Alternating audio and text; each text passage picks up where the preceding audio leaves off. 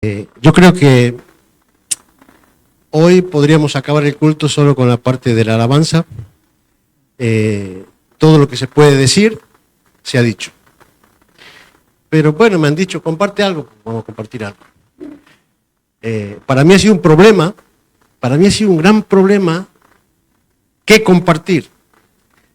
Porque a mí me encantan los datos, los chicos lo saben, a mí me encantan mucho los datos. Pero yo dije, no, esta vez mi predicación tiene que ir por otro lado.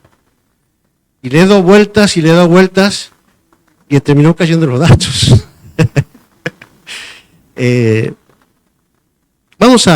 Vamos a empezar leyendo el hecho que nos congrega aquí hoy, la resurrección. Mateo, ya Rocío ha leído algunos versículos. Mateo 28, desde el verso 1 hasta el 15, vamos a leer. Dice así: pasado el día de reposo, al amanecer del primer día de la semana, vinieron María Magdalena y la otra María a ver el sepulcro. Y hubo un gran terremoto, porque un ángel del Señor, descendiendo del cielo y llegando, removió la piedra y se sentó sobre ella. Su aspecto era como un relámpago y su vestido blanco como la nieve. Y de miedo de él, los guardas temblaron y se quedaron como muertos. Mas el ángel respondiendo dijo a las mujeres: no temáis vosotras, porque yo sé que buscáis a Jesús, el que fue crucificado. No está aquí, pues ha resucitado, como dijo. Venid, ved el lugar donde fue puesto el Señor. E id pronto y decid a sus discípulos que ha resucitado de los muertos. Y he aquí, va delante de vosotros a Galilea. Allí le veréis. He aquí os lo he dicho.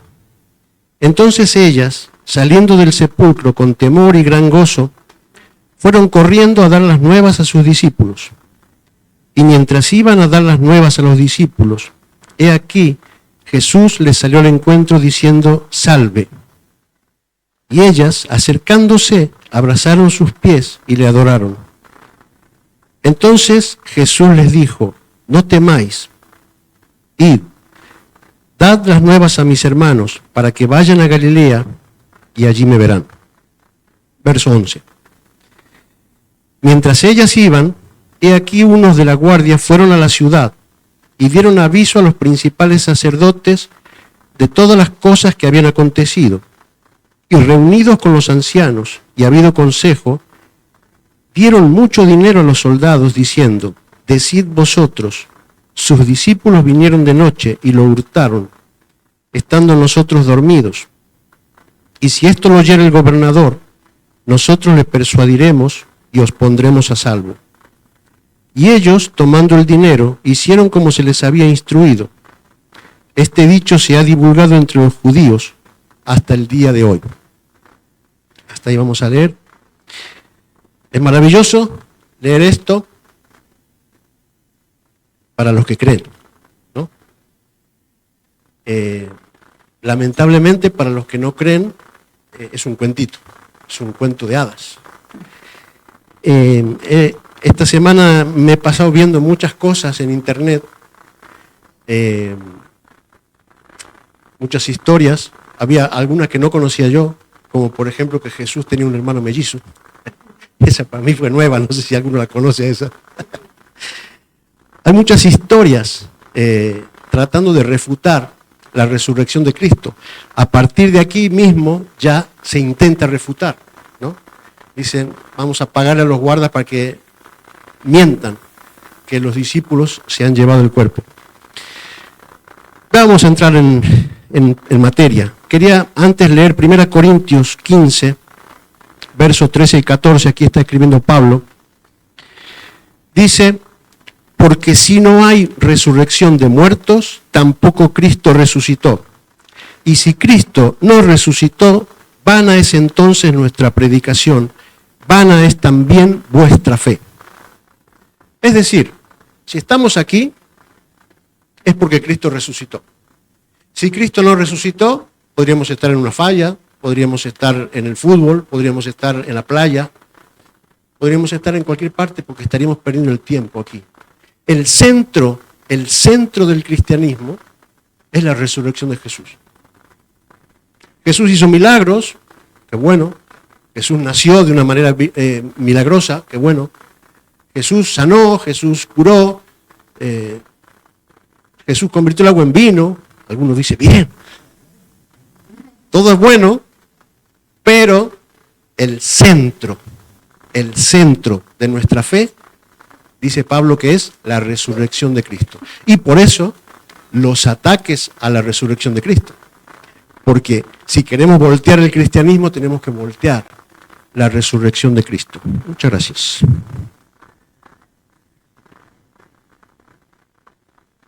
Pausa publicitaria. Esto es para YouTube. Seguimos. Como digo, a lo largo de la historia, siempre se ha intentado quitar, romper el cristianismo. Y hay mucha gente, ya conté alguna vez, de Josh McDowell, ¿no? Lo conocen algunos, no sé si recuerdan, Josh McDowell, un científico loco estadounidense, un viejito que está pronto a partir con el Señor ya, no sé la edad que tiene, 90 y pico. Este hombre en su juventud dijo, yo voy a desmentir el cristianismo. Y se puso a estudiar para desmentir el cristianismo y terminó escribiendo un libro que se llama Evidencia que exige un veredicto. Él se convirtió a Cristo porque estudiando llegó a la conclusión de que Cristo había muerto y había resucitado. Entonces, el libro prueba la resurrección de Cristo, lo que él hizo, lo que a él le hizo convertirse al Señor. Como estas historias hay muchas, de gente que se convirtió intentando. Pero claro, a veces hay gente, aún entre nosotros, que duda acerca de la resurrección. ¿Es esto verdad? ¿No es verdad? Y aquí lo dice Pablo, si dudas, la fe es vana, no sirve para nada si Cristo no ha resucitado. Mucha gente dice, no, Jesús fue un buen maestro, las enseñanzas son valiosas. Sí, son valiosas las enseñanzas, pero ese no es el punto. El punto es que Él ha muerto y ha resucitado. Eso es lo primordial. Entonces, en cuanto a la resurrección, vamos a ver cuatro aspectos o más, lo que me venga a la cabeza. Primero, ¿Jesús estaba muerto? Entre las historias que existen se dice, no, Jesús se había desmayado. Jesús se había desmayado, entonces después se levantó y volvió a la vida, porque no había muerto. Esta teoría yo la veo bastante floja. Por empezar, no hay ningún registro de ninguna persona que haya sido crucificada que no haya muerto. No hay ningún registro. Todos aquellos que han sido crucificados, y los romanos crucificaron con ganas, todos murieron. Ellos eran expertos en la muerte. Entonces, cuando ellos van a corroborar y dicen, sí, este ya muerto, es porque realmente había muerto. Dicen, ¿se acuerdan que dicen, vamos a romper los huesos para que se mueran y ya? Y dicen, no, ya está muerto. Efectivamente, se había muerto. En la historia antigua, si encontramos uno o dos relatos que atestiguan un hecho, es una buena cosa, ¿no? Sin embargo, de la resurrección de Cristo hay muchos relatos, dentro de la Biblia y fuera de la Biblia. Dentro de la Biblia los conocemos, ¿no? Los apóstoles, las cartas de Pablo, etc. Pero también hay historiadores de la época que no son cristianos o no eran cristianos, como por ejemplo Josefo, es el más famoso. Josefo era judío, pero era un historiador que servía a los romanos. Otros como Tácito, Luciano y alguno más. ellos hablaron de la muerte de Cristo. Es decir, no hay dudas de la muerte de Cristo. Incluso esa defensa que hacen los sacerdotes no están hablando de que no haya muerto. Están hablando de que los discípulos se llevaron un cadáver. Estaba muerto. Otro aspecto.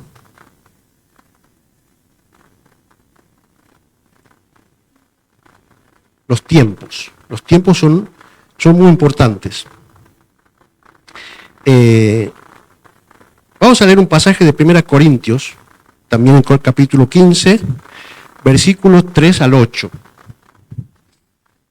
Esto se le llama el credo, un credo de los que hay en la Biblia. Dice así, versículo 3, porque primeramente os he enseñado lo que asimismo recibí, que Cristo murió por nuestros pecados, conforme a las Escrituras, y que fue sepultado, y que resucitó el tercer día, conforme a las Escrituras, y que apareció a Cefas, y después a los 12.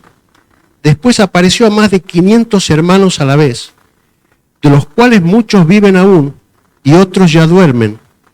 Después apareció a Jacobo, después a todos los apóstoles, y al último de todos, como a un abortivo, me apareció a mí. Esto es la carta que Pablo le manda a los corintios.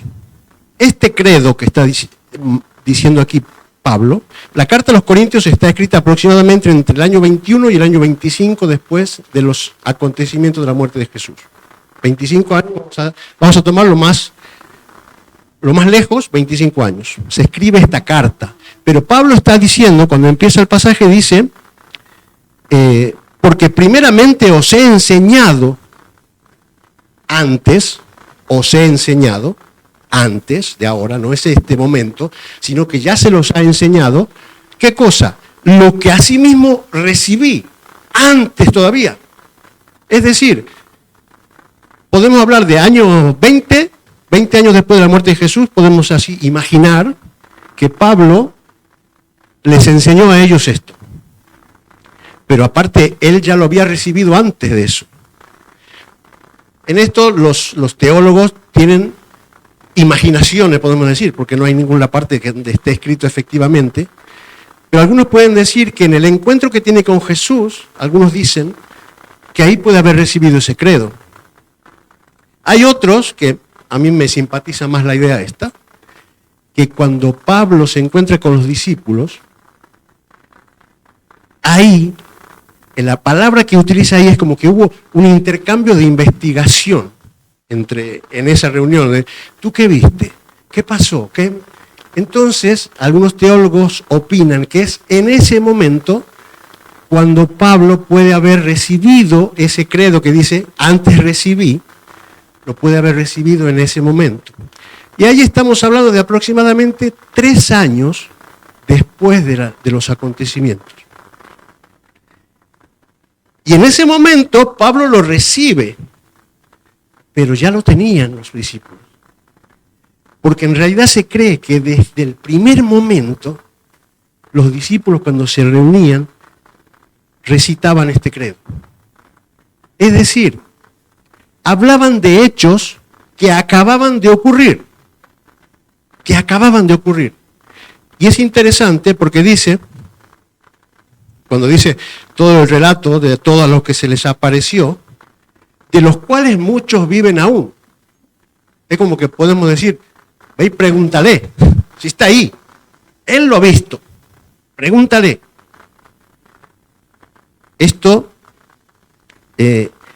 para los historiadores, estas cosas son totalmente eficientes.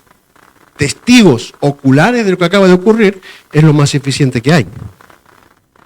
Por ejemplo, Alejandro Magno. ¿Alguno estudió a Alejandro Magno en la escuela? Yo sí. Alejandro Magno, un conquistador y no sé cuánto. Hay 2 historiadores que son considerados los más fiables respecto a Alejandro Magno, a que escriben sobre Alejandro Magno, que son Arriano que dicen que es el más fiable, y Plutarco. Estos escribieron la historia de Alejandro Magno 400 años después de acontecidos los hechos de Alejandro Magno. Y son considerados fiables. Son considerados fiables.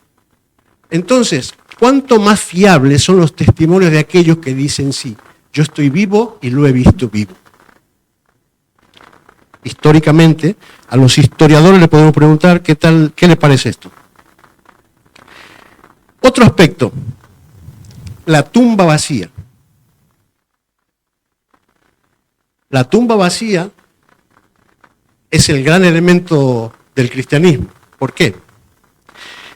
Cuando los sacerdotes dicen, los discípulos se han llevado el cuerpo, implícitamente, ¿qué están diciendo? La tumba está vacía. Ya no está el cuerpo. Y era algo obvio también. Era algo obvio. Porque si pensamos, estos loquitos salen a decir que esa persona ha resucitado, era muy fácil, ¿no? Vamos a ver la piedra. Miren, este es el cadáver. ¿Cómo que ha resucitado? Y no lo hicieron. No lo hicieron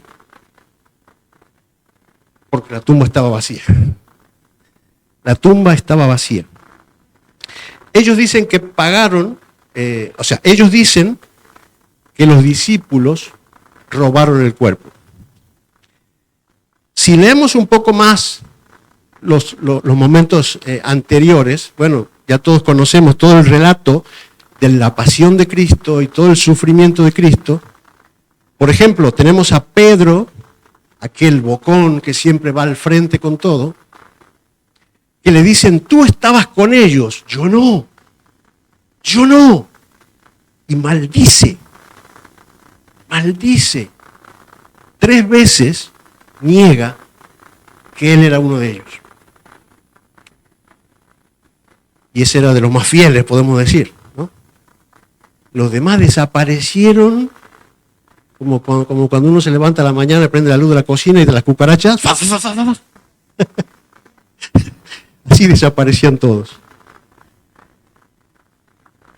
Cuando les dicen que Cristo ha resucitado, no lo creen. No lo creen.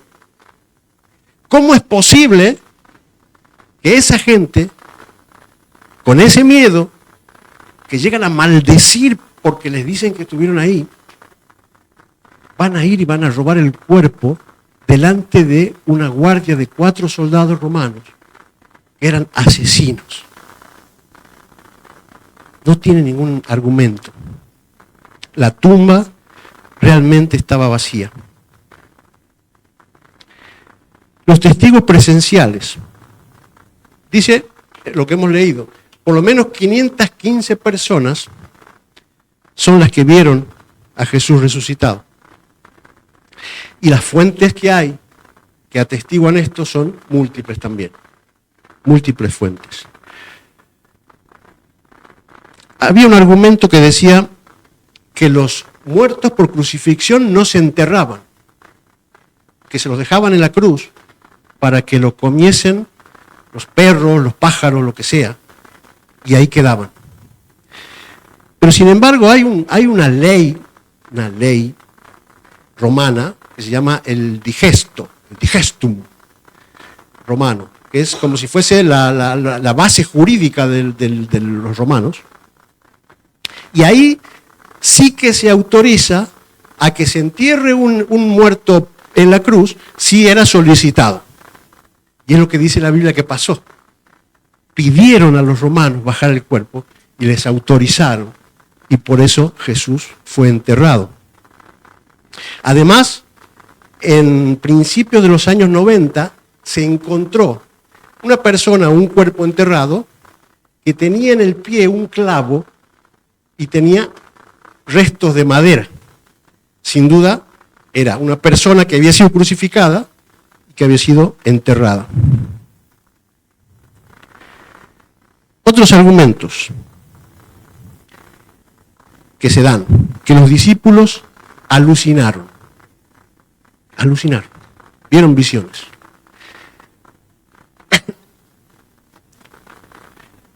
Estuve investigando sobre un periodista que escribió un libro que se llama El caso de Cristo, que hay una película que se llama El caso de Cristo. Una película muy interesante para verla. Este hombre era ateo también, era uno como el viejito que conté antes, también era ateo. Estaba investigando sobre la resurrección y consultó con un doctor en psicología, ahí en Estados Unidos, un profesor de universidad, de 20 años profesor de universidad, y le expuso todos estos argumentos acerca del tema de la alucinación. Y él dijo, eso es imposible. Eso es imposible porque la alucinación es como si fuese un sueño. No es como un resfriado que yo te lo paso. Es un sueño, lo tengo yo. No es como Bob Esponja, había un capítulo de Bob Esponja que se metía en los sueños de los demás. Los sueños no son así, las alucinaciones no son así. Yo sueño mi sueño, mi mujer sueña otra cosa. Ella sueña conmigo.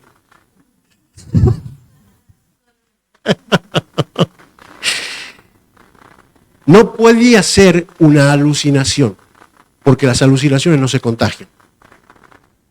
Y hay otra cosa psicológica que sí que se contagia, que se llama, ya cuando lo encuentre lo digo,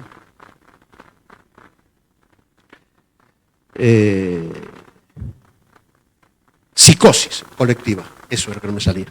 La psicosis colectiva. La psicosis colectiva.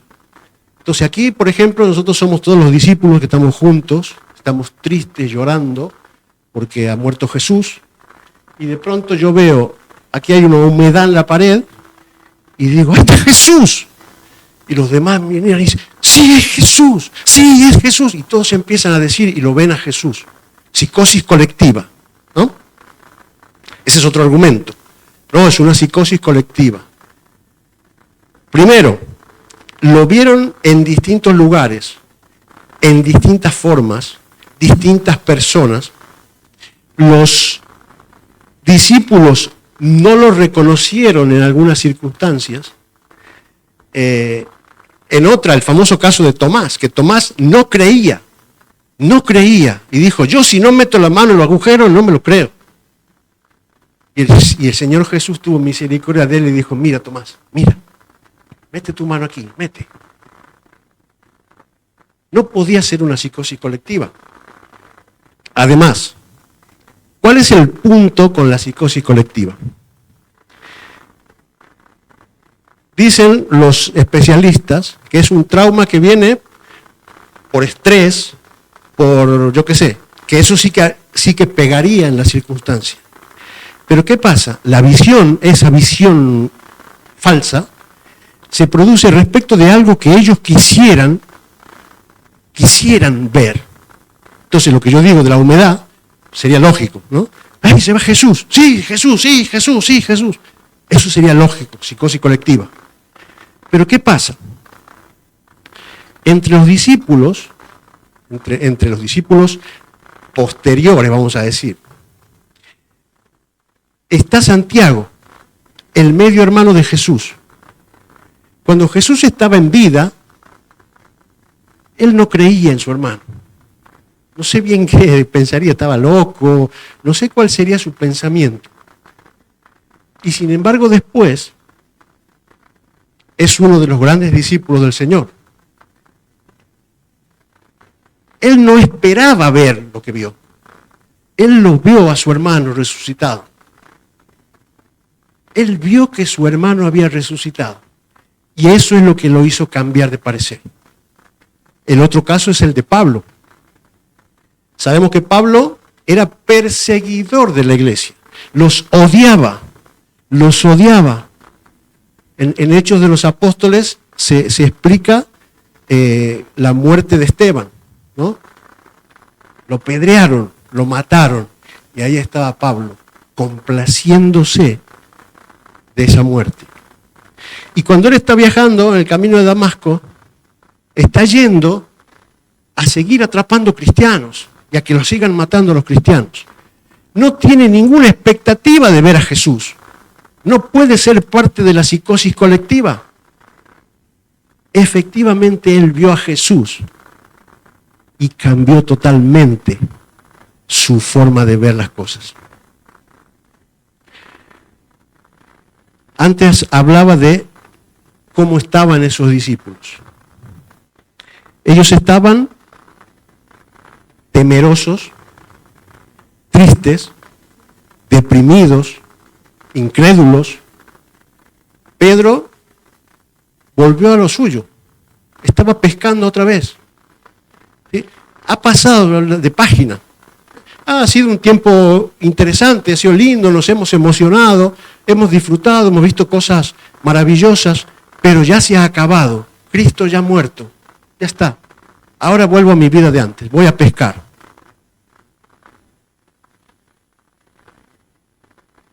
No esperaban, a pesar de que el Señor les había dicho, pero ellos no lo esperaban a la resurrección.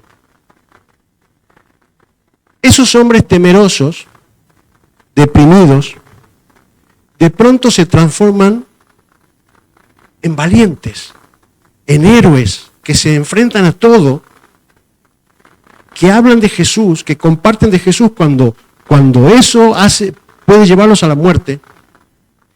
Y es más, todos murieron de una forma atroz. Salvo Juan, todos murieron de una forma atroz. Claro, si volvemos al principio, los discípulos robaron el cuerpo. Hay gente que dice, hay mucha gente que muere por mentiras. En la Segunda Guerra Mundial los kamikazes se mataban, los japoneses, porque ellos pensaban que así se irían al cielo. Es mentira. Pero ellos estaban convencidos de eso. Entonces morían por eso.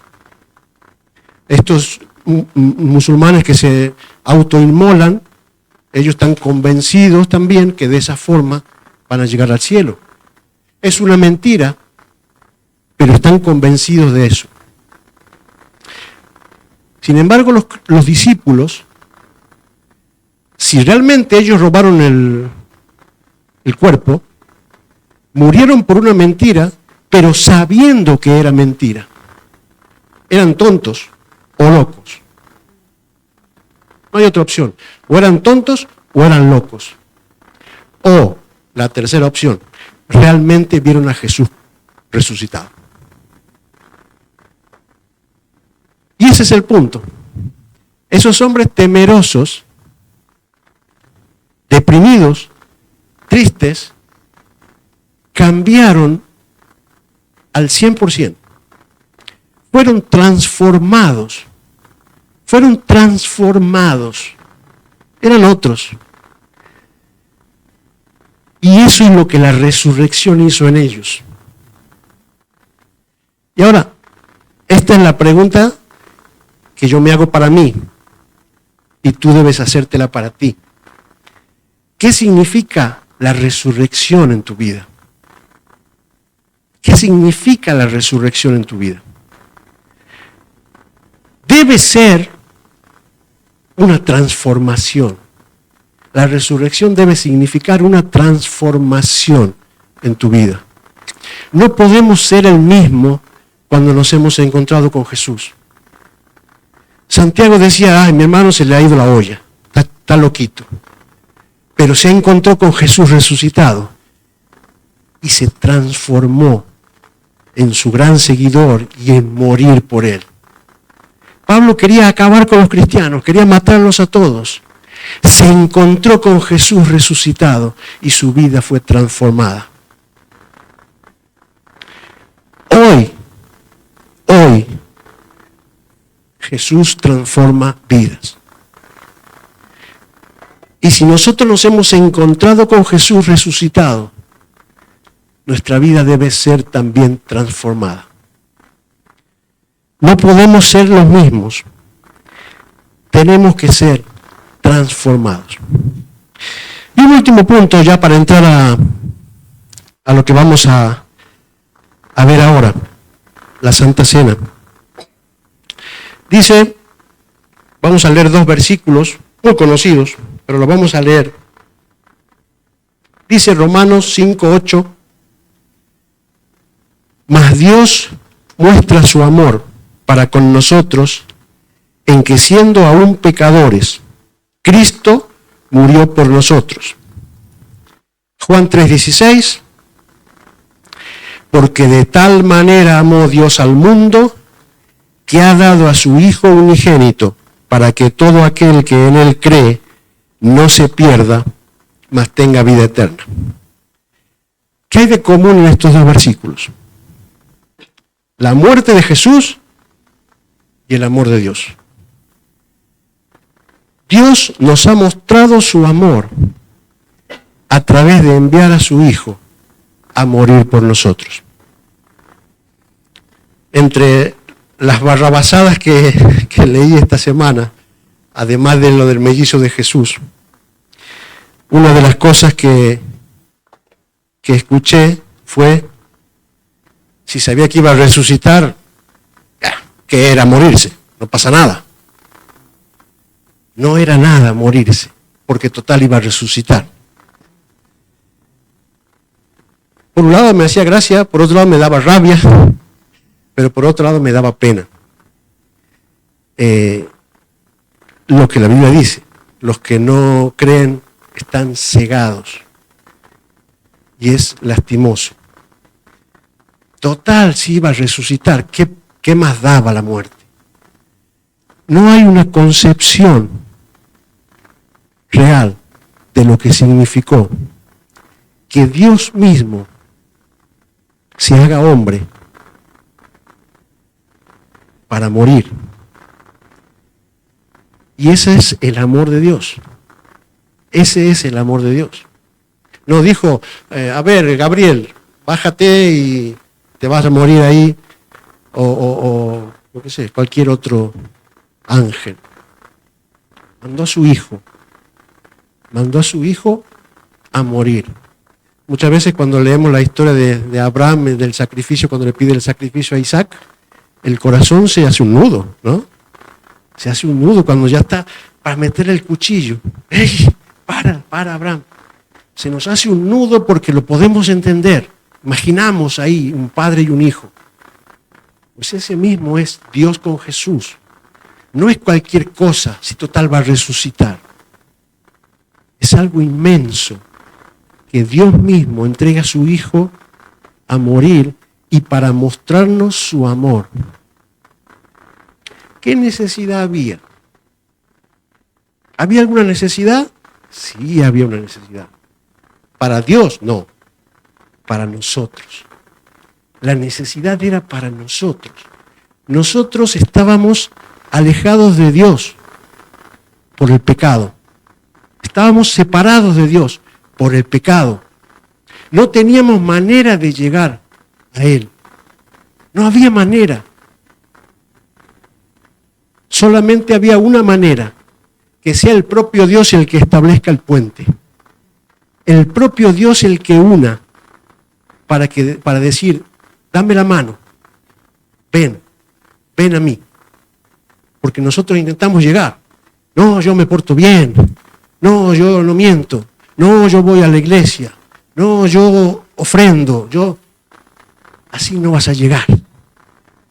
Solamente puedes llegar a través del puente que se ha tendido desde allá para acá, no de acá para allá, de allá para acá.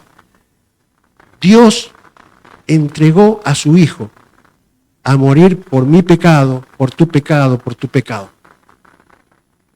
Eso tenemos que reconocerlo. Cuando Jesús está en la cruz, dice, Padre, ¿por qué me has abandonado? ¿Por qué me has abandonado? Porque Dios lo ha abandonado. ¿Por qué lo ha abandonado?